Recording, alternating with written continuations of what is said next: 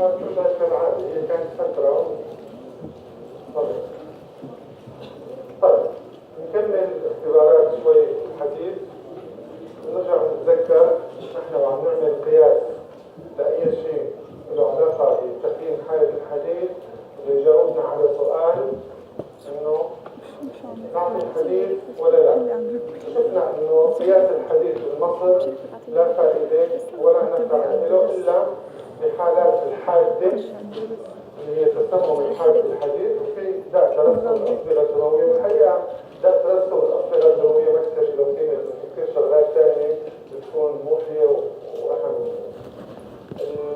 المرشح الآخر هو الفيريتين، واللي هو من الأخير هو الأفضل، هو رقم واحد، هو الأفضل كاختبار وحيد مشخص. ليش؟ هلا شرحنا ليش الحديد ما بينفع، وحكينا مين اللي وينه صحنايا وينه ما إذا ما شفتك أنا ما بقدر. شرحنا ليش ما إنه مفيد الحديد يعني بالآخر إيه بينقص، بس أيمن لما اللي ضرب واللي هرب فما إنه كثير مفيد. هلا الفيريتين ببساطة هو شو وظيفته؟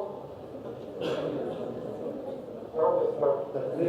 تخزين الحديد. هلا مخازنك اول شيء هلا وانت طالب هي جيبتك، ما هيك تمام. بعد شوي شو بتصير؟ شنطايه تحت التخت. بعدين بالبنك شو؟ خزنه بالبيت، خزنه بقلب الخزانه. بعدين بتصير بالبنك برا، بعدين بتصير بالبنوك بالدولار. فإذا سألت واحد وين عندك حساب، طبعا ما عم بحكي عن ظرف سوريا الحالي، يعني عم بحكي بشكل عام. إذا سألت واحد وين عندك حساب وقال لك والله ما في حساب غير هالجيبة، شو بيكون؟ على قد حاله بيروح على صحنايا ماشي. إذا سألته قال لك والله عندي حساب بباريس وحساب بلندن، بعد واحدة من شغلتين وما رح أقولهم. تمام؟ الفيريتين نفس الشيء. الفيريتين شغلته جوا الخلايا يخزن. كيف بتقيسه بالمصل؟ شو بيطلعوا على المصل؟ الجواب المعروف هو متمزق أو التخرج الخلوي السوي، يعني كل خلايانا بتعيشه بشكل مستمر. طيب أنا ببساطة نجيب عشان ما نعذبها.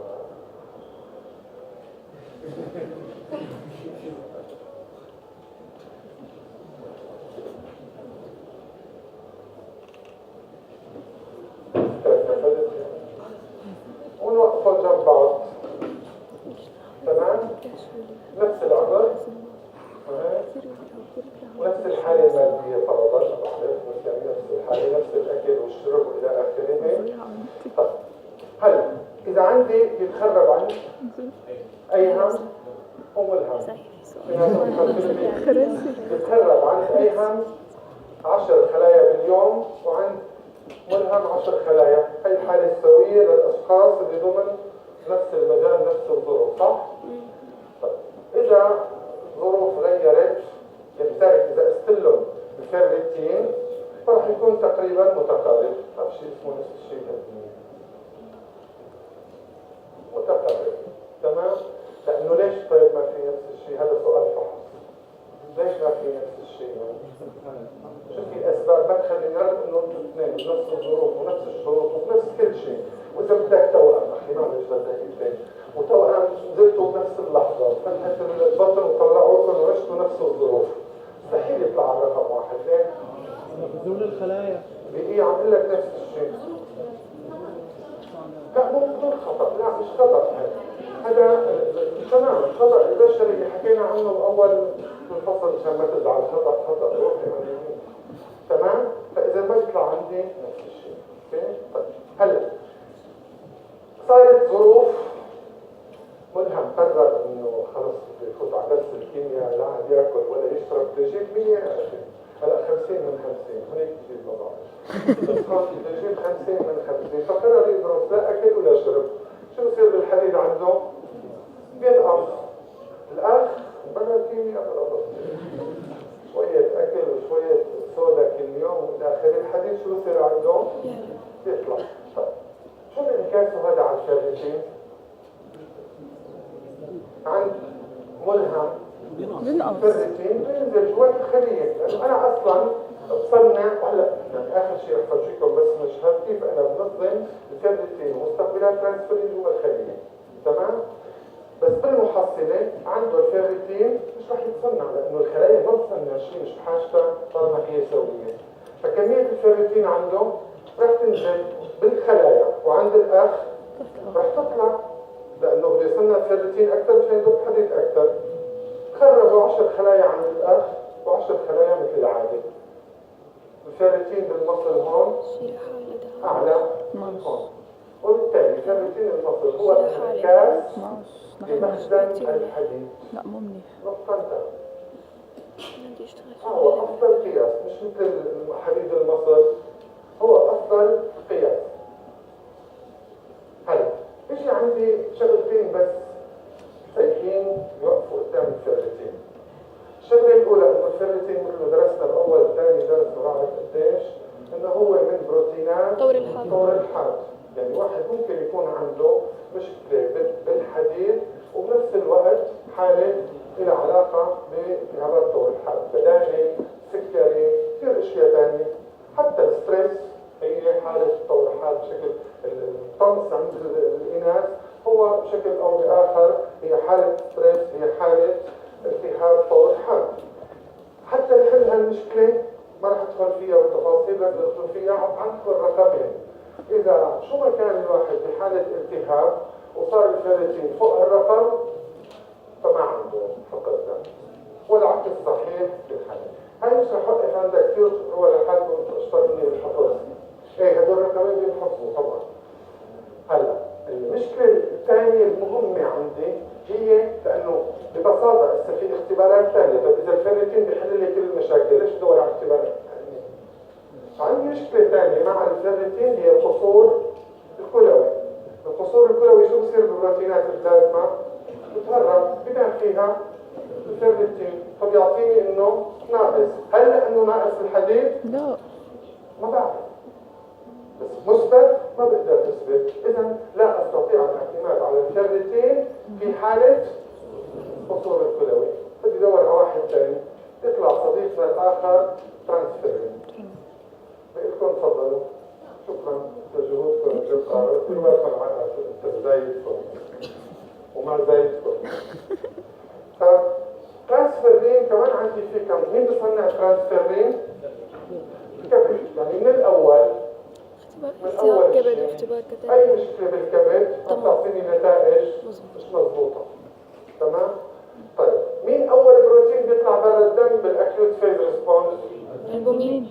واللي جنبه معناتها ممكن يطلع ترانسفيرين قيسه بالدم بيكون نازل بس هو حقيقة وين؟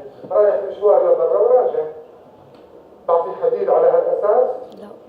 ترانسفيرين بقيسه بالجسم بطريقتين، يا مباشر يا غير مباشر. مباشر اني قيس ترانسفيرين مثل ما هو واعطي النتائج، وقلنا تغيراته مثل ما حكينا بالكبد بالكليه بالاكيوت فيز ريسبونس، كل هدول بيتغيروا فيهم.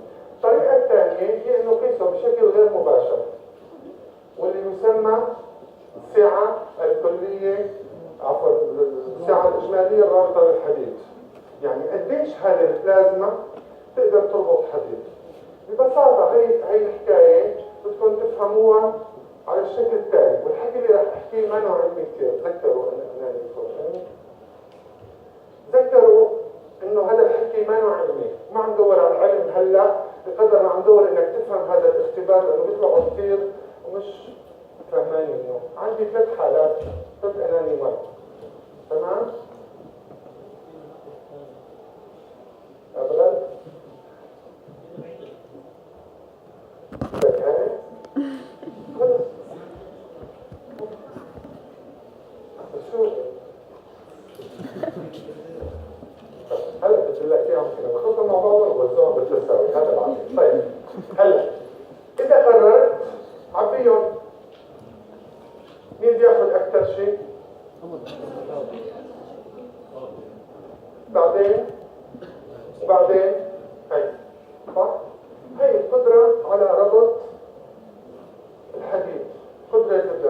شويه دم وشوف قديش بيقدر يربط حديد من برا. شو بدك بالتكنيك برا ما لك علاقه، بس هذا هو المبدا تبع التحليل.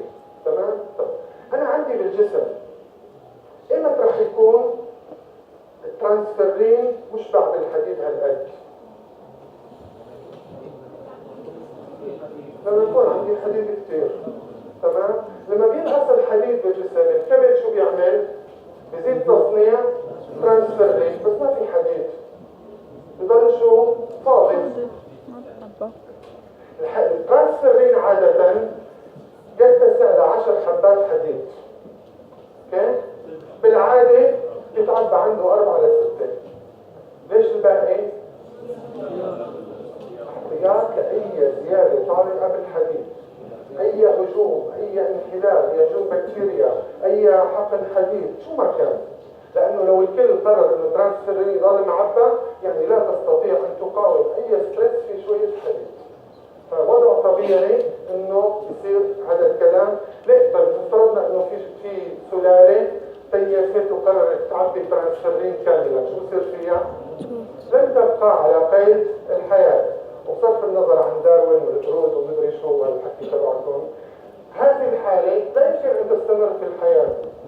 فلذلك دائما الكائنات الحية تطور آليات للاستمرار. واحدة من الآليات شغلتين كثير واضحين. واحدة من الكلية فيها مليون نفرون، يشتغلوا كلهم؟ تشتغل 30 ل 40% منهم، والباقي لشو؟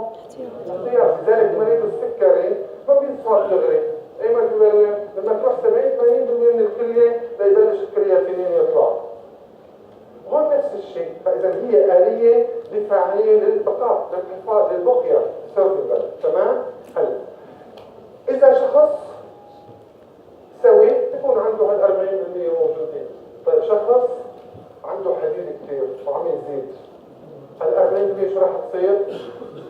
50 60 70. واحد عنده تسمم مزمن بالحديد، شو بصير؟ 90-100%. واحد عنده انحلال دم دائم راح تصير 90%. واحد عنده داء ترسب الأصبغة راح تصير 80-90%.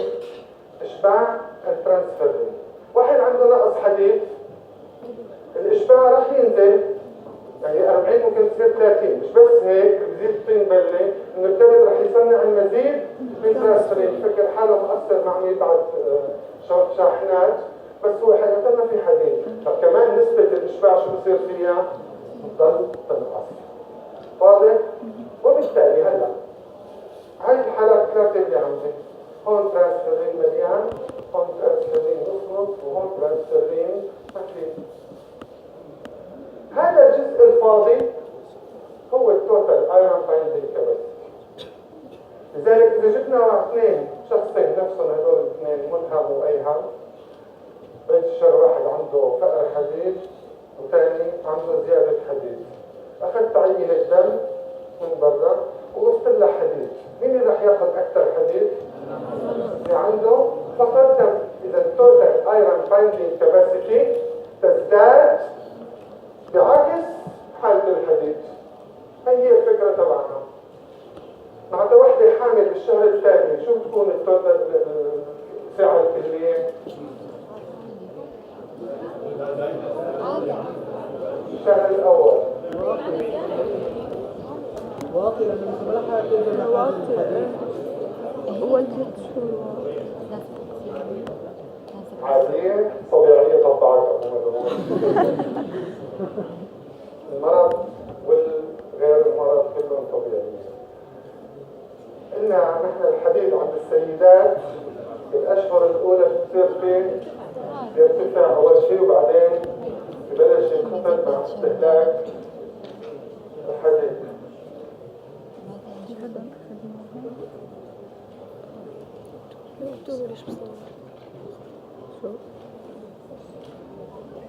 هذا المنظر تبع الساعة الكلية الرابطة للحديد. دائما تخيل الأنبوب، هذا الجزء هو المعبأ والجزء الآخر هو الفاضي اللي ممكن يستقبله ترانسفيرين.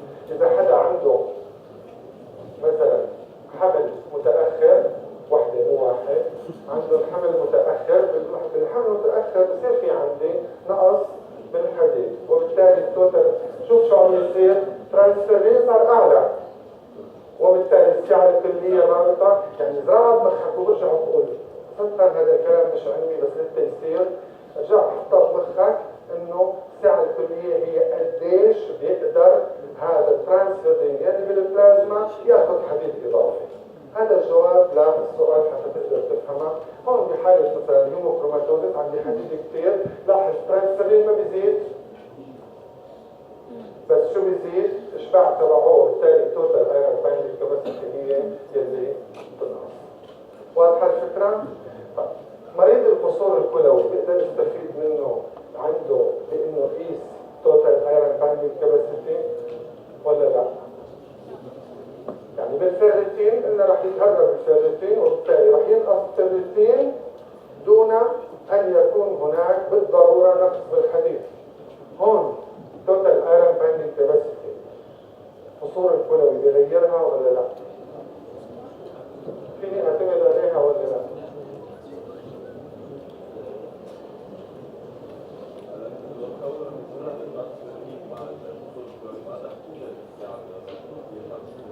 تعال تعال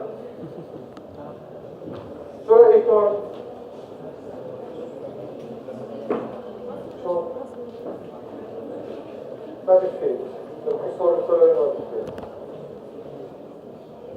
صح؟ رأيكم؟ مين بدك تورط معه؟ جيبوا بدون نقاش. تعال سامي تعال وينه؟ جيب معك اللي جنبك واللي جنبه. يلا هلا الأربعة يلا. ملهم وأيهم يلا. صحة بطل تدخين بطل. لسه عم تدخن؟ برافو عليك. ما قدرت تتحملها. تعال ليش مبسوط؟ انت فرحان؟ لك تعال. بلكي وانت واقف هون شيء صبية انعجبت فيك هلا. كم واحد عنا برا عنا؟ 1 2 3 شو بدك تخبي؟ 3 4 5 6 7. طيب ليكوا الفرق. الفيرتين وقيس الفيرتين انا عم عد فعلا 1 2 3 4 5 6 7 صح؟ لذلك اذا صار قصور كلوي هدول الاصغر شو راح يصير فيهم؟ راح يطلعوا برا. انت ضخم خليه هدول راح يطلعوا برا. فلما بقيس شو يصيروا؟ 1 2 3 4 صح؟ لذلك فعلا لو بتضبط ارجعوا. بالسعة الرابطة أنا شو عم قيس؟ نسبة مئوية. فأنا إذا عندي حديد ترانسفيرين إذا هذا معبى 60% فهذا معبى 60% وهذا 60 وهذا 60 وهذا 60 وهذا 60 وهذا 60. وبالتالي السعة الرابطة 40%. صار قصور كلوي وراحوا الشباب كلياتهم. النسبة شو بتضل؟ تتغير شيء؟ قناعتي؟ طيب لذلك السعة أنت ما دخلك عم بسألها أنا بعرف إنك تقتنع أنت أصلا بس هيك عم بتشتغل. واضحة الفكرة؟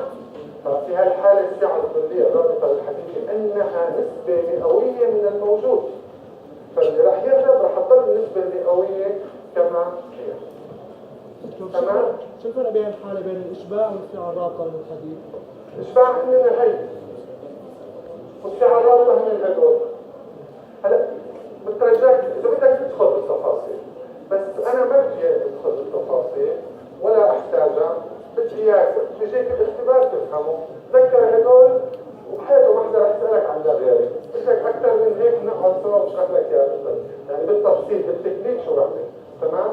بس دائما بحب بسطها لأفهم لأنه أنا هدفي بالآخر مش طلعك مخرجي، طلعك تعرف تقرأ تحليل. اوكي؟ واضح؟ هلا للأسف هي مشكلة شائعة فقر الدم. الفيرتين غالي الثمن، التوتال ايرون بايندينج كاباسيتي أقل ثمنا، والأرخص هو الحديد. ومع ذلك معظم الأطباء حتى الآن بيطلبوا الحديد مرة واثنين وثلاثة ورابعة بيدفعوا حق 3 فيرتين وبلا ما يطلبوا الفيرتين. ليش؟ ما بعرف. مو بالآخر بيدفعوا يعني المريض بيدفع بالآخر. يعني رح يدفع حقها بالآخر. يا اما بياخذ ادويه على الفاضي يا اما ما بياخذ ادويه يا اما بيعيد التحليل مرة واثنين ثلاثة لأنه مش مظبوط.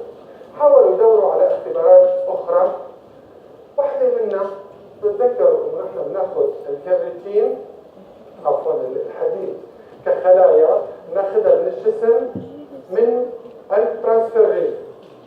طب كيف بناخذها؟ عن طريق مستقبلات ترانسفيرين، صح؟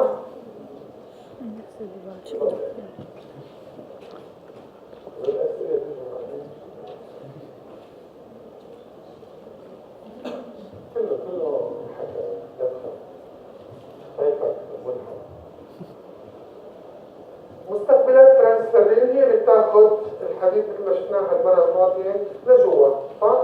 والفيرتين هو اللي بيخزنه جوا. كيف الخلية تتعامل مع هذا الأمر؟ هذا بيرجع على الدي ان اي. المسنجر ار ان اي رح ناخذ حالة الفيرتين هون. هذا المسنجر ار ان اي للفيرتين اللي بيكون موجود بالخلية، بس مش قادرة الرايبوزومات تترجمه لأنه في بروتين واقف حجر عثرة، هيك بيقولوا بالفصحى ولا شو؟ ما حدا بيعرف فصحى؟ طيب واقف مثل خازوق البحرة كله فهم. بيكون قاعد هون، بتعرفوا نحن لما بنترجم المسنجر ار ان اي على الرايبوزومات، ما بعرف اذا بتعرفوا ولا لا، بنبلش من الخمسة فتحة. من الخمسة فتحة بدها تيجي الرايبوزومات بتلاقي هذا البروتين واقف ما بخليهاش تكمل. هذا البروتين اسمه ايرون ريسبونس اليمنت فايندينج بروتين.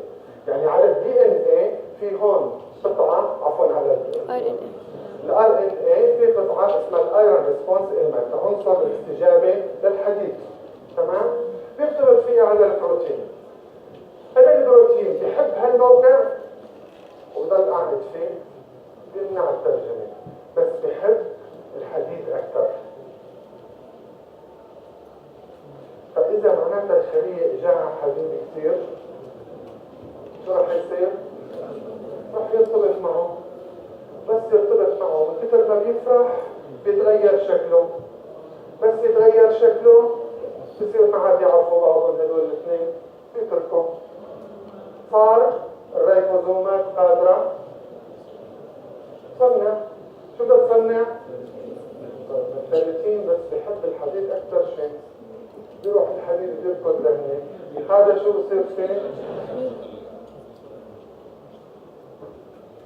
ببساطة كل شيء منظم. هلا طبعا إذا بدي أدخل هي فيها جواتها وينه، إذا بدي أدخلك التفاصيل هي يعني تكرهني على الأقل، تمام؟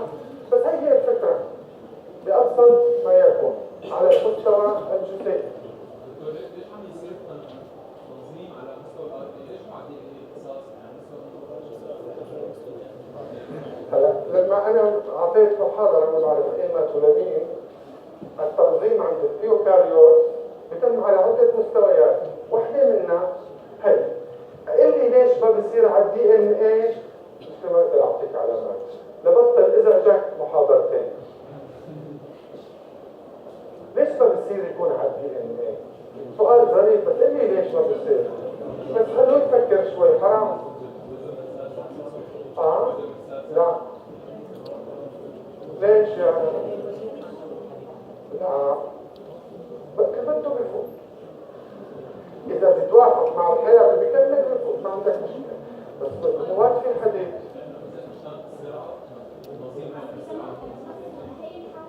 شفت؟ بفكر أنا إذا بدي هلا يفوت لعندي حديد على الخلية واستنى دي ان اي ليشتغل ويبعث لي مسنجر ار ان اي ومدري شو، بيكون اللي ضرب يخرب كل مكونات الخلية.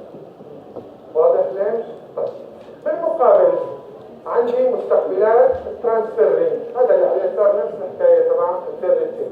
تبع الترانسفيرين بالعكس، شوف هلا شغله افظع، انه لا بالعكس، عفوا مستقبلات الترانسفيرين بالعكس هدول دائما شغاله المستقبلات، لانه الوضع السوي للخلايا ما بتحتاج حديد، تحتاج لشو؟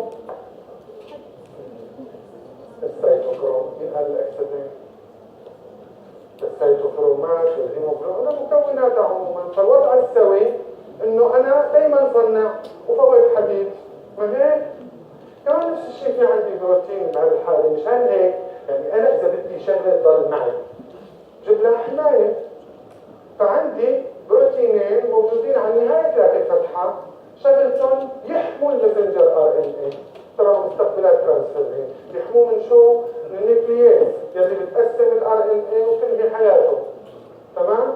فطالما هدول الاثنين موجودين بضل محمي وبضل الرايبوزومات شو؟ وعم تطلع شو؟ مستقبلات ترانسفيرين وعم نجيب حديد. طيب كيف يعني الحديد؟ شو راح يصير هلا؟ راح يرتبط مع مين؟ مع هدول البروتينات الحاميين. بس يرتبط مع البروتينات الحامية راح تترك صارت مكشوفة تجي النيوكلييز وتحط لها المسنجر ار.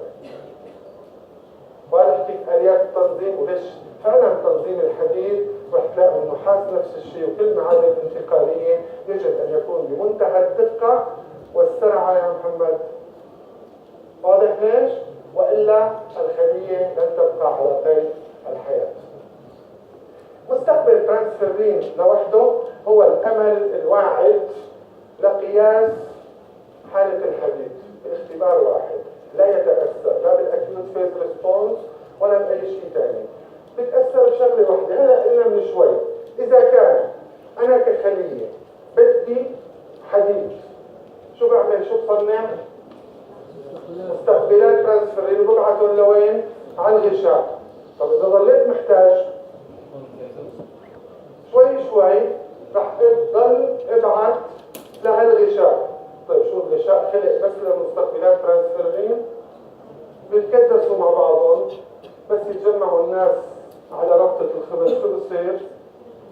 هذا بينقص شغله من جاكيته، هذا من جسمانه، هذا من جيبته، هذا مدري من شو، هذا بيتقرص، هذا مدري شو. فهيك هو نفس الشيء على الغناء.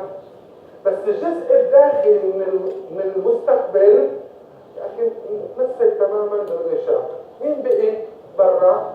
الجزء الخارجي. هذا الجزء الخارجي بهيك حاله بزيد الدوران، بزيد الدم، بينقطع وبيروح بيطلع على الدوران. جزء الجزء الخارجي من مستقبلات ترانسفيرين.